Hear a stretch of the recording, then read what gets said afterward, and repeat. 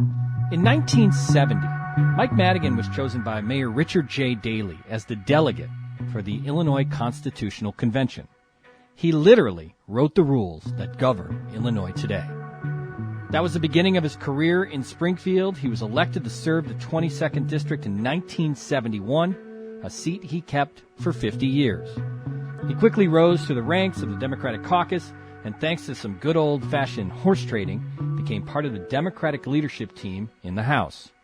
And after the cutback amendment that took the House from 177 members to 118, Madigan claimed the speakership, and he would hold on to that post for 36 of 38 years.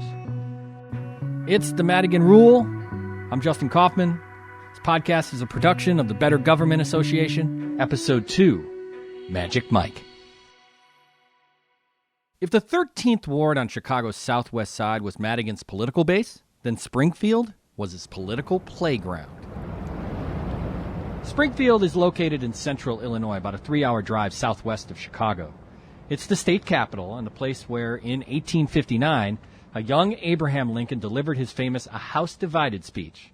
More than 150 years later, Springfield's also the place where a young Barack Obama launched his campaign for the presidency. I stand before you today to announce my candidacy for President of the United States of America. But despite those historic moments, Springfield is mostly a sleepy Illinois town where the machinery of state government grinds quietly behind the scenes. For 50 years, the master of that machinery has been Mike Madigan. He's this short guy. You could see him walking on the street. He doesn't particularly have, it's not like Ed Burke with a fedora. Amanda Vinicky spent more than 2 decades covering Springfield, first for Illinois Public Radio and now for Chicago's PBS station, WTTW. But within the Capitol, oh no, I mean, he's vaunted. I almost imagine him like a cartoon with beams, of political power. My first true interaction with him was during the Blagojevich years. So toward the end of May, so when session really heats up, this is when you have the end of May deadline to pass a budget. Legislature's supposed to adjourn. Things are heated, negotiations, and then there's a tornado warning.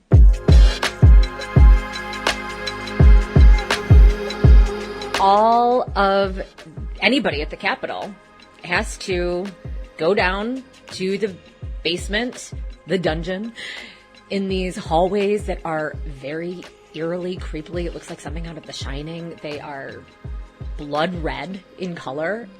Very bizarre. And it's crowded, and it's hot. And I had my recorder. I see Speaker Madigan by his lonesome, had nowhere to go. He couldn't escape. And I went up and interviewed him. I wish I could go back. I wish I still had that tape. But yeah, that sort of was, for a while, my cover letter story. The interaction might not sound like much, but it was unusual because Madigan rarely gave interviews to the press, especially as his power grew and his tenure lengthened. The Chicago Tribune's Rick Pearson. There's an immense part of his personality that is just pure discipline. And, that discipline kind of shows itself in the fact that here's this guy with all this power, and the fact is, like we're doing here, you have to rely on other people to talk about him because he never really said much in public.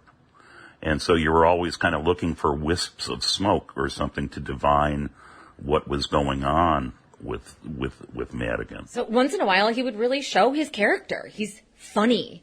He's witty. He sort of has that wink, and you can see it. He is a student, and not just of Illinois history, but of history, period. And he would show that off as well. But Madigan didn't just pay attention to history. He paid close attention to what people wrote and said. I mean, he clearly read the paper. That was part of the homework. He would get upset about what the Tribune had in its editorial pages. He listened to public radio. He called me a couple of times. I have to say, I didn't pick up because it was a blocked number, and you're like, this is spam, and leave me a message that would not take issue. Generally, it was more, I learned this from your interview. I mean, not often, but a couple of times it was like, oh no, the speaker called. He's paying attention. He listened and he had thoughts, perspective, compliments, umbrage with whatever story I had done. I will certainly say that didn't happen to me with any of the governors that I've covered. They're press people, sure, constantly. But the actual official, no. And Madigan did. Rick Pearson started covering Madigan in the early 80s. Historically, the Tribune's editorial page has been staunchly Republican. While that's softened somewhat over the years, the editorial board still loves to criticize Madigan. Again, Rick Pearson. I remember getting out of bed in Springfield and hearing on the radio about Mike Madigan is poised to move an 18% temporary income tax increase through the legislature. And he had been fighting with Thompson on a tax increase for a long time. And I'm going, oh, please, this has got to be wrong. Please, please, please, it's got to be wrong. Well, it became known as Operation Cobra. And Madigan was so irritated with the editorial board of the Chicago Tribune that he had it selectively leaked to every media outlet in the state of Illinois except for the Chicago Tribune. He later came up to me and with a smile curled on his face said, that's how the game works. No one has played the game of politics in Springfield better than Mike Madigan. Where others play checkers, Madigan plays chess. From legislative maneuvers to political favors, he relishes the art of the legislative battle. Just ask Ray Long. He covered Madigan for almost 40 years. And one of his favorite memories is of the night in 1988 when Madigan and then Governor Jim Thompson worked feverishly to put together a stadium deal to keep the Chicago White Sox from relocating to Florida. I mean, it was one of the most amazing scenes you'll see in Springfield. It looked completely like St. Petersburg, Florida, was going to win the right to have the White Sox move from Chicago. And Thompson, Governor Thompson, came storming in about 4 p.m., looked at some of the glum faces around his office and said, no, this is not going to happen. He went up to sit with Pate Phillip, his minority leader in the Senate, and brought in Republican votes. They pushed it through the Senate. Then Thompson tears across the rotunda with the crowds out there, and they open up the big wooden doors of the House chamber, and he goes roaring in, and he's got spotters from his staff pointing to lawmakers that he has to come around and twist arms, and Madigan's on the other side, and he's working a sheet of paper that he's got with all the names of potential swing votes that he could talk to go in, and sooner or later, it's coming down to like 3 minutes before midnight, and they're still like 4 or 5 votes short. Well, they pick up a couple more, then they pick up a couple more, and they're pointing back and forth, and then Thompson is standing over a guy named Stang, Representative Stang, and he convinces Stang to go for it, and they push the 60th button, and then the majority leader says, at 11:59, the bill passes. They started printing out the roll calls. Everybody knew it was past midnight, and they started printing out the roll calls, and the roll calls said 12:03 on them. So they started grabbing all these roll calls and whiting out 12:03, but they forgot to mark out July 1st. And all the Florida TV cameramen were going, the Sox are going to Florida, the Sox are going to Florida. But Thompson is practically levitating off the floor, and he gets hit up with a bunch of reporters, and he says, no way, the speaker said it was 11:59 when it passed, and no court in the nation is going to say it wasn't. That was the time that Madigan held the clock back, and he made time stand still, and that was one of the great moments of his legend.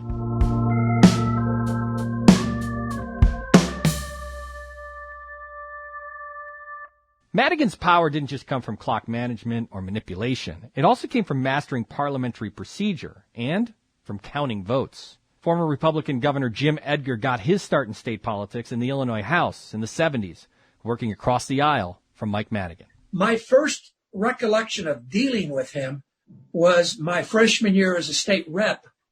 At that point, the Democrats were in control of the House, and while Redmond was Speaker, for all practical purposes, Madigan was Speaker.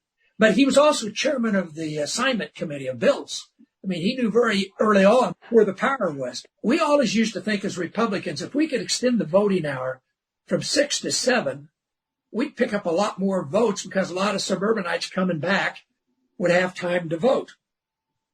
Well, the Democrats thought the same thing, and they were adamantly opposed to extending the voting hour from 6 to 7.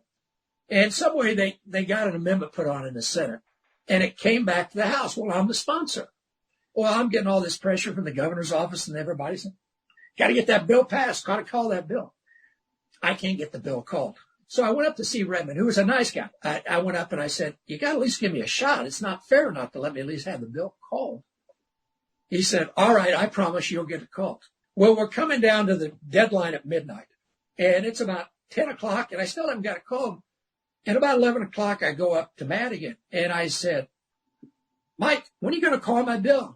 I said, Redmond promised me I'd get a call on my bill. And he looked at me, and I cannot repeat exactly what he said is going to happen to me. So I went and found Redmond. I just chewed on Redmond. And finally, Redmond came out on the podium 5 minutes to 12 and called my bill. Of course, every Democrat was lined up to talk about my bill. 5 minutes later, he said, it's now midnight, and all these bills are dead. My bill died. And that was Madigan. But he was very honest with me up front. We're going to stick it to you in so many words. And they did. So Madigan, I learned early on, he never would lie. I mean, he'd always tell you the truth. Usually you didn't want to hear it, but he'd tell you that. He seemed to take some delight when he stuck it to me, though. He always smiled, But I also knew even then, he was the power in the House. And, you had to deal with it. And I didn't find him evil or I didn't find him distasteful. He just was a tough negotiator and a tough guy to do business with. Madigan's toughness didn't just come from mastering his side of the aisle. It also came from knowing everything he possibly could about his opponents, the Republicans. Again, Governor Jim Edgar. Madigan, we start working the roll call in the House. I talked, George Ryan was the Republican leader in the House, and he told me how many votes he had, and Madigan told me how many votes he had, and he said, what did George tell you? And I said, this is how many votes. He doesn't have that many votes. He said, didn't have those votes. He says, and he went through the roll call that Ryan had given me, and he says, no, this is wrong. Now, you might be able to get this. And he went through that roll, and he had exactly how the Republicans, better than George did, the leader. I learned that day, nobody counts better than Mike Madigan. And Phil Rock, great guy, but he can't count. George Ryan, great guy, but he can't count. That point on, I always had a great deal of respect for Mike Madigan and his ability to understand the process and to get things done. Madigan's mastery of vote counts, legislative assignments, and parliamentary maneuvers set him apart from most other lawmakers. After all, being a state representative or a state senator is technically a part-time job. But Madigan never treated it that way. As a young lawmaker, Madigan mastered the art of the legislative process. But he also benefited from something else. Again, the Chicago Tribune's Rick Pearson. What happened in 1982, effective with that election, was that was the first year of the smaller Illinois House. This was the Cutback Amendment, the only citizen-driven initiative that made its way into the state constitution. It reduced the size of the Illinois House from 177 members to 118 and implemented single-member districts, just like we have in the U.S. Congress. The man behind the Cutback Amendment, then concerned citizen, Pat Quinn. Madigan was very much opposed to the Cutback Amendment. Well, he led booing of the state legislature, the House.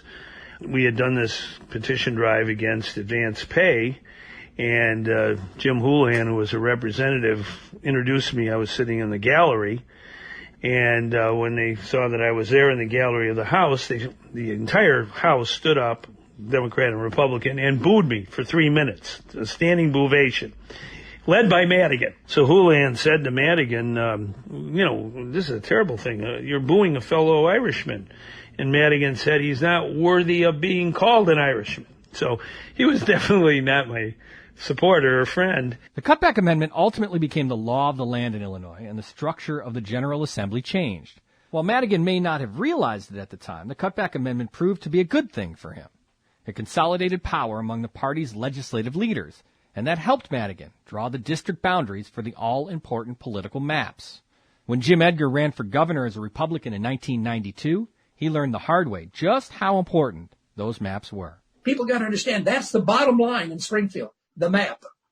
This idea that Republicans are going to be fair, or Democrats are going to be fair, that's just not true. Not on this issue. They might be fair on everything else, but not on the map. And he wanted the map. So he did everything he could to beat me. Edgar ultimately won that election. After his victory, he reached out to have lunch and mend fences with Phil Rock, who was the Senate president, Richard M. Daley, the mayor of Chicago, and Michael Madigan, the Speaker of the House. Within a week, I had a lunch with both Phil Rock and Rich Daley, who was then mayor. I didn't get a reply from Madigan. We kept calling and calling. This is November. We kept calling in December. Just kind of busy right now, too busy. Called him in January, no reply. No, February, no reply. We're in this session. And I thought, of all the guys, I thought I'd be able to work with Madigan because we'd worked well together. I think Madigan figured, one, I think he was ticked that I'd won because that was going to screw up his map plans. But secondly, I think he figured, all right, he's the new kid. I'm going to teach him a lesson and just going to show him who's the boss. Edgar finally got that meeting with Madigan, but it took him 5 months. Here's Democratic State Representative Will Guzzardi. He represents the 39th District in Chicago. I had dinner with him one time, and Madigan said to me, I've worked with Democratic governors, I've worked with Republican governors, and it's always the same. They come in, they talk a big game, and then late May, right toward the end of session, I sit down with them, and I say, listen, Governor, here's what you're going to get. Here's what you're not going to get. Here's what you might get if you're a good boy. And then we hash it out. And then, so they'll come in, he talks this big game, but eventually we're going to sit down and get it done. He came to my office, was very cordial. I mean, we didn't get anything agreed on, but we had a nice, frank discussion. This was late March. I've been sworn as governor in the middle of January. The rest of my term as governor, anytime I wanted to meet with the speaker, he would always insist, I'm coming to your office. You're the governor. He would come down. We'd have meetings, the two of us, and often we'd have lunch. And I always said he's a cheap date. All he eats was an apple. Imagine that. Regular lunch meetings between leaders of both parties. Here's another Republican governor, Governor George Ryan. I've never had a bad experience with Mike Madigan. He was always a gentleman, and he never asked me to do anything wrong. But we discussed a lot of things and worked together to get, I think, some good things done for the state of Illinois. Mike was a very meticulous guy about what he did. When he was the leader and the speaker, I can recall he read every bill I think that came through his office and made some very conscious decisions about all of it and didn't pass it off in most cases. And every time I worked with him, he knew what he was talking about, knew what he wanted, and he was not difficult to work with. And if he told you he was going to do something, he did it. We didn't always agree on things, but major things we did, things that the city of Chicago needed, why they'd come to me. And, of course, I had to appease a lot of the downstate guys. But we always managed to get things worked out for the benefit of the state. And if winning is everything, what made Madigan stand apart was his ability to deal. Former Sun-Times State House Bureau Chief and now WBEZ State House reporter Dave McKinney. If Madigan thinks that he's got somebody who will deal with him, it wouldn't matter what political stripes they had. George Ryan is a good example, a Republican, and they served together in the Illinois House, and you would think that they would have been natural rivals. But I would argue that probably next to Thompson and George Ryan, he had no better friends in Springfield, the two Republican governors. And in fact, in his office, when he was still kind of allowing reporters into his office, there was a picture hanging on the wall of a press conference where Madigan was standing in the background and Ryan was at the podium. And it was almost as if that was sort of just a picture of friends hanging on his wall in his office in the State House. Don't forget, Madigan had an interest. He had so many people layered into state government in jobs and contracts and things like that. It's helpful to have, a supportive government for those types of people so they don't get hassled in their jobs or moved around or fired or whatever. And so, just keeping that running and keeping that machinery operating was in his interest. Madigan's influence came not just from his mastery of the details or his willingness to take care of his friends. It also came from how he treated his opponents. He selectively wielded power to reward and to punish. But above all, Madigan was a master at playing the long game, thinking not just one step ahead, but three. Again, State Representative Will Guzzardi. I learned a ton from the speaker. You can fight over public policy, or you can work really hard to achieve a legislative outcome in a way that is ruthless and relentless and burns bridges. But man, in the legislature, there is always another fight the next day. I've seen it over the years with colleagues who engage in that kind of behavior, and pretty soon they find themselves with very few friends and an awful lot of enemies and unable to accomplish the stuff that their constituents sent them there to do. That legislating, it's a team sport, and it requires building consensus. And it doesn't mean you have to agree with folks or compromise on your values, but it means that you have to engage in that process in such a way that is about addition and not subtraction. And he was really, truly a master of addition.